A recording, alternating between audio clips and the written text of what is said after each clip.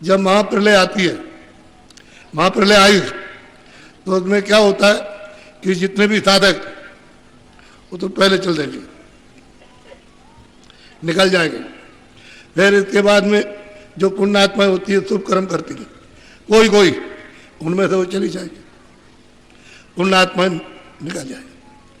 फिर यहाँ पृथ्वी में आपको अनाज नहीं मिलेगा, पेड़ों पर पत्ते नहीं मिलेंगे। कि अनाज न मिले तो पत्ते खा के जिंदा रह जाएंगे, तो पत्ते खत्म। जानवरों के लिए कोई चारा नहीं मिलेगा, तो तड़प तड़प करके तड़प बड़ा दुखद दृश्य होता है, रुदन वाला। ऐसे तड़प तड़प करके मौका पा जाएगी तो स्त्री अपने बच्चे को काट के खा जाएगी। मौका मिल गया और पति सो गया है तो उसको काट देगी और उसी का मांस खा जाएगी। ये आदमी पा जाएगा तो स्त्री को काट देगा। उस वक्त में कुछ नहीं, यह हाल रहता है। तो इस तरह से तड़प तड़प करके ये पत्थर पहाड़ जितने भी हैं, जब वो शब्द बंद करता है तो फिर कलर से राख एकदम से सारा जलमग्न, पूरा का पूरा। तो जितने भी मतलब यह है कि जल में जीव रहते थे, अब वो थल में, तो थल के जीव जल में चले गए। तो तड़प तड़प करके उनको कोई आधार तो मिला नहीं, पानी से बाहर जाने का तो पानी हो गया, जली हो गया।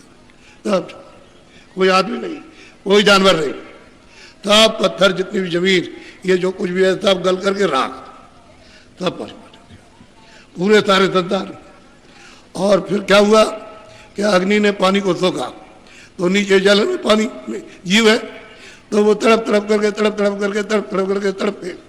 किस तरह से तड़पते हैं वो मतलब ये है कि शरीर का पायमान जब पूरा जल उठ चला, वहां से शब्द बंद किया तो उठ चला, देर क्या लगती है। फौरन वायु ने अग्नि को सोखा और वायु को आग्रास ने, और आगाज को महादेव आद्या माँ तक ने समेट लिया। फिर ऊपर में ईश्वर ने, यानी मतलब खुदा ने समेटा, फिर उसके बाद में ब्रह्म ने, ऐसे ही समेटते हुए ताप चले जाते हैं।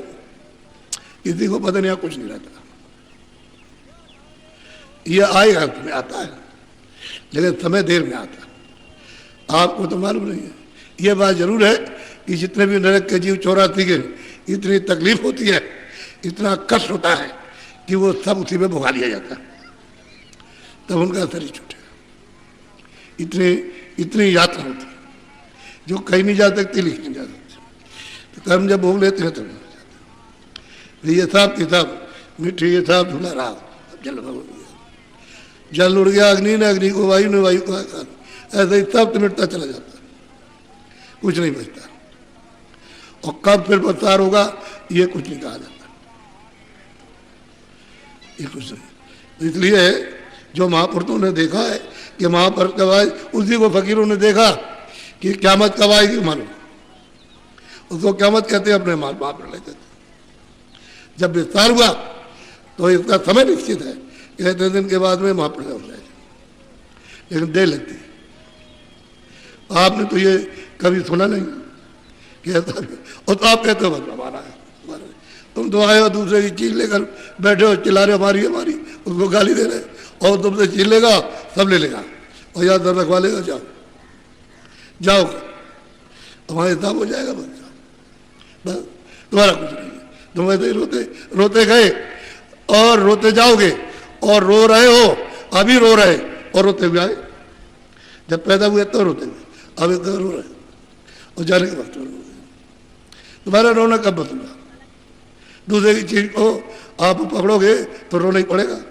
अपना कुछ शरीर भी अपना नहीं, सामान भी अपना नहीं, उसको निकाल देगा।